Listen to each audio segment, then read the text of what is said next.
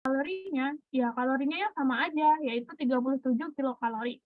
Jadi cukup 1 sendok makan 10 gram ini 37 kilokalori. Nah, selain itu juga gula ini nggak hanya ditambahkan sebagai pemanis dalam makanan dan minuman kita, tapi juga ada di berbagai, food industry atau berbagai makanan-makanan kemasan yang juga biasanya kita konsumsi. Jadi makanan-makanan seperti snack, lalu mungkin, buah-buah yang dikalengkan, lalu mungkin kalau misalnya kita suka konsumsi kue, pastry, bakery, semua itu juga menggunakan gula. Karena gula di sini selain sebagai pemanis, dia juga memiliki peranan lain, terutama untuk, pengolahan bahan makanan. Yang pertama, si gula ini dia bersifat untuk agen bulking pada es krim dan makanan yang dipanggang. Lalu, gula juga bisa menambahkan tekstur dan warna pada makanan yang dipanggang. Biasanya kita pengen ada sensasi kayak browning atau karamelisasi kalau misalnya kita lagi bikin kue atau mungkin bikin makanan lainnya. Yang ketiga, menambahkan gula ini juga bisa menyeimbangkan keasaman dalam produk yang basisnya adalah tomat dan cuka, seperti biasanya di saus, salad dressing, dan bumbu lainnya. Jadi kalau misalnya di sini teman-teman suka nih konsumsi misalnya dada ayam karena tidak terbiasa dengan konsumsi dada ayam yang direbus atau dipanggang, jadi sesekali ditambahkan dengan saus ya, saus tomat atau mungkin saus sambal. Nah, coba cek di label nutrition fact-nya, di situ komposisi utamanya sebenarnya gula. Jadi memang sebagian besar merek, saus itu komposisi utamanya adalah gula, bukan tomat ataupun cabai. Lalu yang keempat tentu, membantu untuk meningkatkan rasa, yaitu rasa manis. Selanjutnya dapat memberikan konsistensi krim pada makanan, yang bersifat sebagai makanan penutup, misalnya untuk makanan-makanan yang dibekukan. Lalu menghambat pertumbuhan mikroba dengan mengikat air dalam selai dan jeli. Ini juga biasanya digunakan dalam proses pembuatan manisan ya, manisan buah dan juga manisan-manisan yang, menggunakan bahan dasar sayur. Lalu selanjutnya dapat menjaga warna dan tekstur alami buah yang diawetkan. Tentu juga ini, ada kaitannya, yaitu dia bisa menghambat pertumbuhan mikroba. Dan yang terakhir, kalau misalnya kita suka nih bikin roti atau bikin kue-kue, dia si gula ini bisa, menjadi bahan makanan atau bahan energi yang akan digunakan oleh ragi. Jadi nanti, ragi ini juga bisa melakukan proses, fermentasi ya, ketika dia ditambahkan dengan gula. Jadi roti yang dihasilkan nanti bisa mengembang dan juga enak untuk kita konsumsi. Nah, yang nggak kalah penting dari berbagai macam jenis gula yang nanti akan kita bedah bareng-bareng adalah batasan konsumsi gula harian. Nah, kalau di Indonesia sendiri, dari Kementerian Kesehatan, kita direkomendasikan untuk tidak mengkonsumsi gula harian lebih dari 50 gram per hari atau kurang lebih setara dengan 4 sendok makan. Nah, bagaimana terkait dengan batasan untuk skala internasional gini ya. Jadi ada AHA dan juga ada WHO. Kalau misalnya dari American Heart Association, untuk asupan gula sendiri bagi wanita itu tidak lebih dari 100 kilokalori per hari. Jadi kalau misalnya kita balik ke sini, 1 sendok makan atau 10 gram gula ini kalorinya 37 kalori, maka berdasarkan AHA ini untuk wanita tidak direkomendasikan atau tidak dibolehkan untuk mengkonsumsi gula sebanyak lebih dari 3 sendok makan untuk wanita dan 4 hingga 4,5 sendok makan bagi pria. Nah, jadi, dari AHA ini sendiri memang lebih strict dibandingkan dengan rekomendasi yang dianjurkan oleh Kemenkes. Kenapa bisa seperti ini? Karena kita melihat lagi tren penyakit degeneratif, terutama terkait dengan penyakit diabetes yang setiap tahun ini angkanya semakin mengalami peningkatan. Bahkan diabetes ini sendiri juga tidak hanya, kecenderungan dialami oleh usia, 40 tahun ke atas, tapi juga mulai anak-anak juga mulai banyak ya. Bahkan data terakhir juga menunjukkan bahwa di tahun ini penderita diabetes mellitus pada anak-anak ini mengalami peningkatan sebanyak 70 kali lipat. Lalu bagaimana dengan WHO? WHO sendiri membatasi asupan gula harian ini tidak lebih dari 10% asupan energi atau kurang dari 5% kalau misalnya di bawah 5% ini masih memberi manfaat konsumsi gula. Jadi sebenarnya gula ini bukan hal yang menakutkan, tapi memang kalau dikonsumsi secara berlebihan justru akan menjadi bumerang bagi individu yang mengkonsumsinya sendiri. Jadi memang kalau menurut WHO itu gula dikatakan memberikan manfaat kalau misalnya si individu atau kitanya ini mengkonsumsinya kurang dari 5% dari kebutuhan kalori harian kita. Nah, ini kurang lebih sama ya seperti yang dianjurkan oleh WHO. Jadi sebenarnya kita 50 gram per hari ini masih banyak loh dibandingkan dengan anjuran yang digunakan di negara-negara seperti Eropa dan juga Amerika. Ini adalah struktur gula. Jadi gula itu secara umum akan dibagi menjadi 6 ya molekulnya. Ada yang namanya glukosa, ada yang namanya galaktosa, dan juga ada yang namanya fruktosa. Glukosa, galaktosa, dan fruktosa semuanya ini tersusun atas 6 atom karbon, lalu ada 12 atom hidrogen dan atom hidroksil atau OH sebanyak 6. Nah, si glukosa ini merupakan jenis gula yang disebut juga dextrosa. Jadi kalau misalnya teman-teman mungkin membeli makanan nih, jadi kalau misalnya di kemasan bagian belakangnya ini dia tidak mencantumkan kandungan gula gitu ya, atau glukosa, tapi dia menyebutkan dextrosa. Nah, sebenarnya dextrosa itu ya glukosa, jadi sama aja. Glukosa dan dextrosa adalah satu nama yang berbeda tapi dia serupa gitu, hanya beda nama aja gitu. Nah, dextrosa juga biasanya ada di infus parenteral ya. Jadi kalau misalnya untuk pasien-pasien di rumah sakit akan diberikan cairan dextrosa, terutama untuk pasien-pasien yang mengalami kesulitan dalam mengunyah, menelan, lalu nggak bisa makan, apalagi hipoglikemi, tentu nanti akan diberikan dextrosa secara parenteral. Nah, glukosa atau dextrosa ini merupakan molekul yang banyak sekali terdapat di gula pasir. Jadi memang ini gula yang paling sederhana. Di dalam tubuh ini sendiri, glukosa merupakan sumber energi utama yang kita gunakan untuk mengalami atau menjalani aktivitas.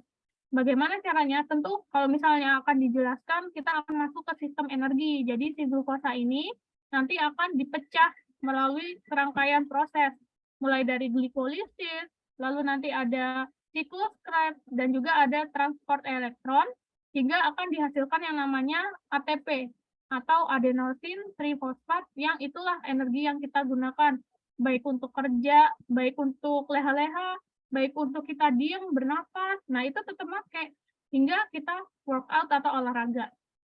Lalu selanjutnya adalah galaktosa. Si galaktosa ini memang secara umum tidak ada bebas di sekitar kita, jadi ini harus berikatan dengan molekul lain ya.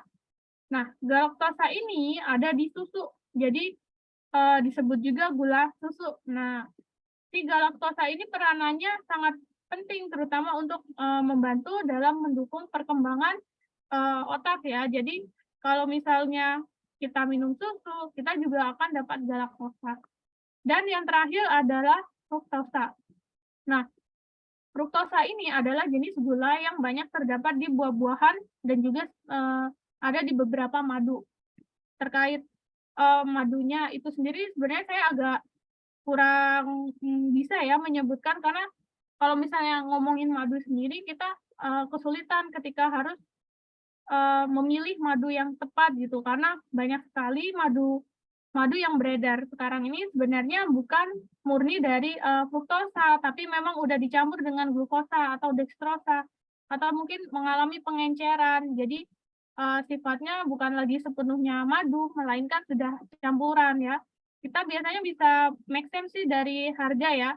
Kalau kita lihat harganya terlalu murah, nah itu kita harus mulai kayak, benar nggak nih gitu ya, atau benar nggak nih madu yang dihasilkan atau madu yang disajikan ini merupakan madu asli.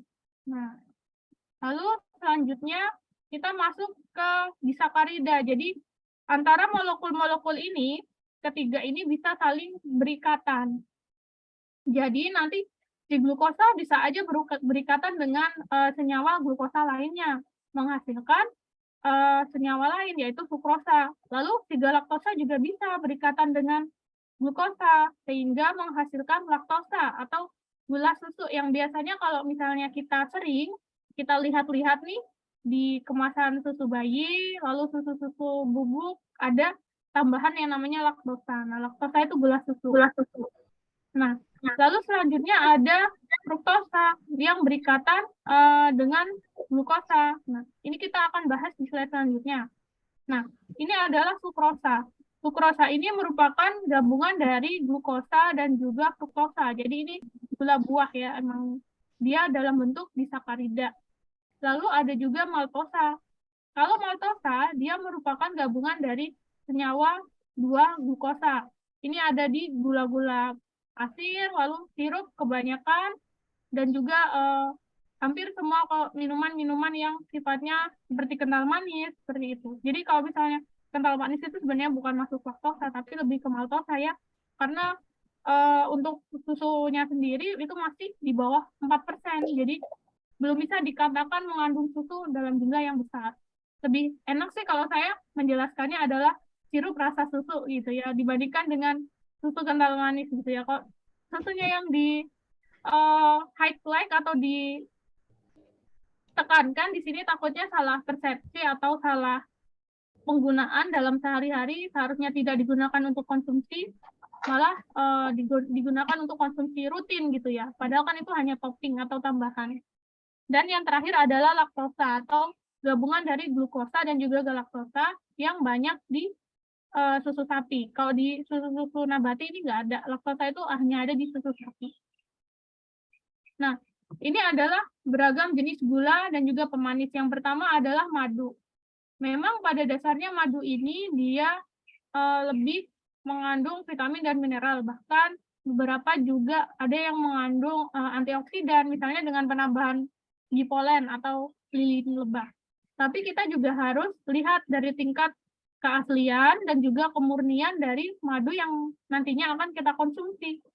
Apakah madu tersebut memang benar-benar full dari madu, dari lebah, atau mungkin sudah mengalami pemrosesan ya. Jadi sudah ditambahkan dengan gula, lalu ditambahkan dengan perisa, entah itu jeruk, kan banyak nih ragam-ragam madu yang rasanya jeruk, rasa apa, rasa ini, rasa itu gitu ya. Jadi kita juga harus sering-sering membaca kemasannya juga. Lalu selanjutnya di sini ada yang namanya high fructose corn syrup. Jadi sirup jagung atau sering kita sebut juga biasanya sirup jagung fruktosa tinggi. Biasanya masyarakat ini mengira bahwa sirup jagung ini merupakan pemanis atau gula yang aman bagi penderita diabetes. Makanya kenapa lebih baik tidak mengonsumsi gula pasir, tapi dialihkan dengan gula jagung. Namun tren penelitian beberapa tahun terakhir menunjukkan bahwa salah satu penyebab tingginya kasus diabetes terutama adalah karena tingginya konsumsi HCFS. Nah, si gula jagung ini ternyata dia tidak jauh berbeda dengan konsumsi gula pasir ya. Nah, makanya kenapa kadang kita suka kayak keblinger sendiri jadinya, dikiranya lebih sehat, ternyata juga tidak jauh berbeda dengan gula pasir. Nah, makanya sekarang untuk gula jagung itu sendiri mulai dibatasi konsumsinya untuk yang cair. Nah, selain itu juga untuk yang gula jagung cair ini, dia kan komposisinya 50-50 antara glukosa dan juga fruktosa. Kadang bahkan lebih banyak glukosanya dibandingkan fruktosanya. Jadi misalnya justru si penderita itu mengalami komplikasi atau mengalami peningkatan kadar glukosa darah, padahal udah ngerasa sehat dengan mengganti gula hariannya dengan sirup jagung. Nah, ini bisa jadi karena komposisi atau rasio dari fruktosa dan glukosa yang ada di gula jagungnya ini juga tidak seimbang. Yang harusnya lebih banyak fruktosanya, malah glukosanya yang jadi lebih banyak. Umumnya sih harusnya ya, bukan umumnya, setidaknya itu 50 banding 50, tapi kita kan nggak tahu ya, Kadang juga bahkan seringkalinya nggak disebutkan nih berapa persen komposisi dari glukosanya dan juga berapa persen komposisi dari fruktosanya. Jadi kita nggak bisa memastikan bahwa sirup jagung ini apakah benar-benar baik. Kalau untuk sekarang sih pasien diabetes ini tidak lagi dianjurkan atau diperbolehkan mengkonsumsi itu ya, gula atau sirup jagung. Nah, untuk sirup jagung ini dia memiliki kemanisan yang lebih tinggi dibandingkan gula pasir, yaitu 1,8 kali lebih manis. Jadi harusnya makin dikit aja udah cukup, tapi kadang karena komposisinya yang nggak sesuai membuat tingkat kemanisannya ini jadi lebih rendah dan penggunaannya juga nggak kalah banyak dengan gula pasir. Selanjutnya, di sini ada yang namanya maltodextrin. Nah, ini maltodextrin ini gula. Jadi kalau misalnya teman-teman semua di sini biasanya yang sering ada atau biasanya sering mudah kita temui itu dia ada di susu-susu bayi atau susu-susu pertumbuhan ya. Di balik kemasannya biasanya komposisinya apa? Maltodextrin. Nah, si maltodextrin ini juga biasanya digunakan sebagai formula enteral untuk pasien-pasien rumah sakit. Jadi memang nggak sepenuhnya dia buruk, nggak sepenuhnya juga dia bagus gitu ya. Semua tergantung dari tujuan penggunaannya gitu ya. Makanya kenapa kadang untuk susu-susu bagi bayi yang di bawah 1 tahun itu dia harus menggunakan resep dan juga rekomendasi dari dokter. Karena apa? Karena dia termasuk menggunakan maltodextrin juga gitu. Dan kadang juga ada tulisannya, ini termasuk pangan untuk keperluan medis khusus. Biasanya teman-teman bisa cek ini untuk susu-susu bayi yang dia dipergunakan atau perkenaannya adalah sebagai peningkat berat badan. Misalnya susu-susu tinggi kalori dan juga susu tinggi protein, dan juga tidak dianjurkan digunakan dalam jangka waktu yang panjang. Salah satunya adalah untuk membatasi asupan gula pada si anak ya.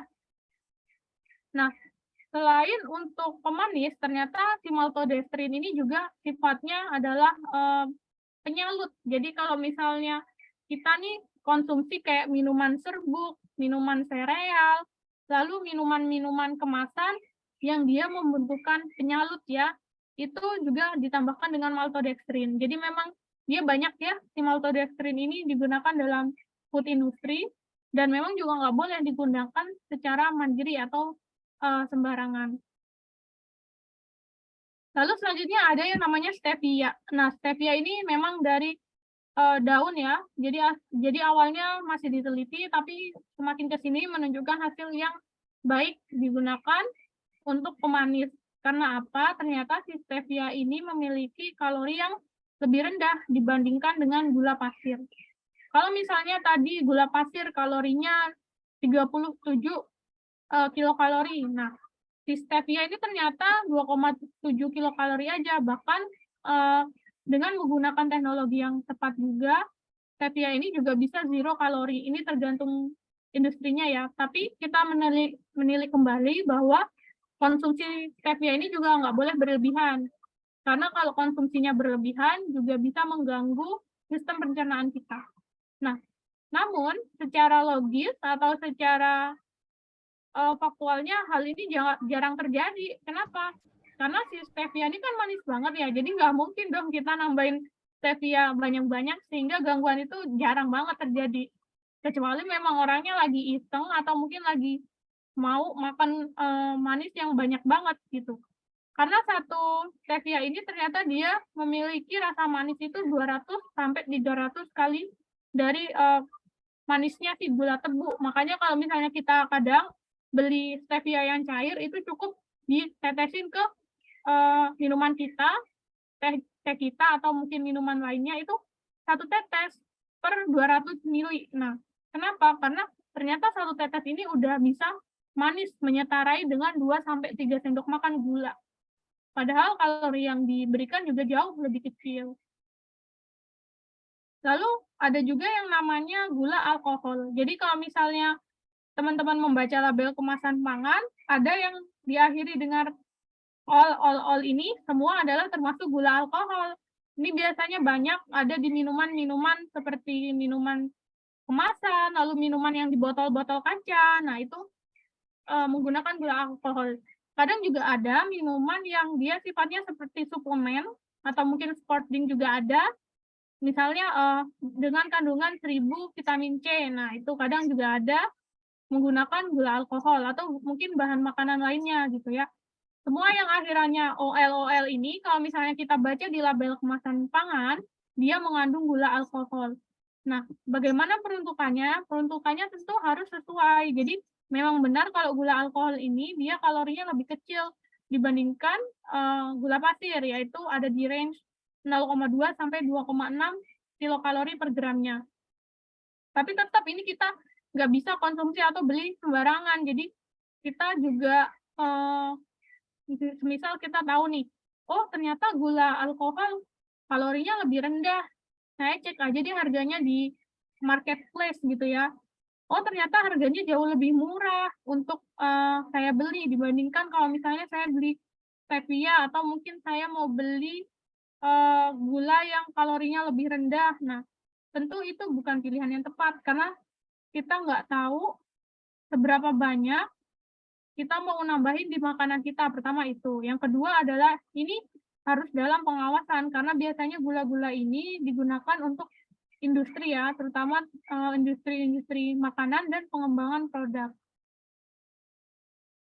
Nah, selain itu juga ada yang namanya manis-manis tapi bukan gula. Jadi apa nih? Namanya pemanis. Nah, pemanis ini memang kalorinya jauh lebih kecil dibandingkan dengan beberapa jenis gula yang kita pelajari sebelumnya.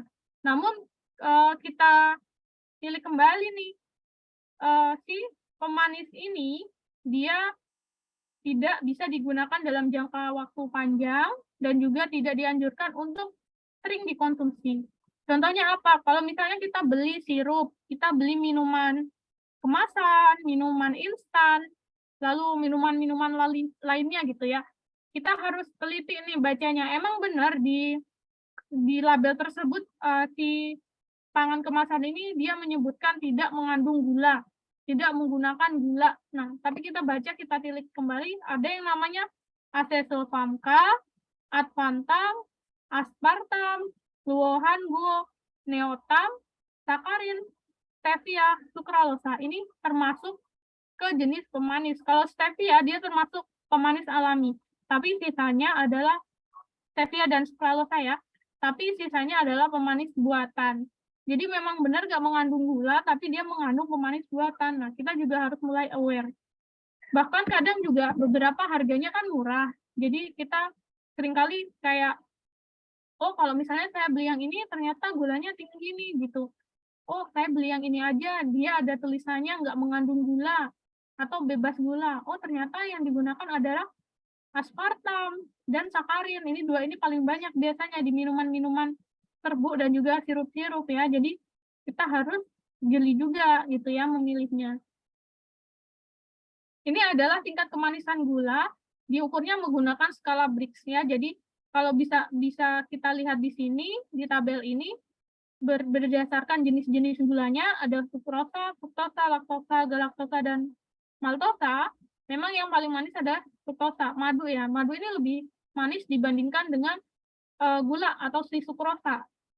Nah, apalagi kalau madunya ditambahin dengan sukrosa, tentu ini akan jauh lebih manis lagi dan pekat.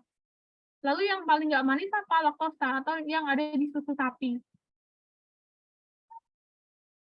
Nah, ini adalah traffic light label terkait dari kandungan makanan kemasan.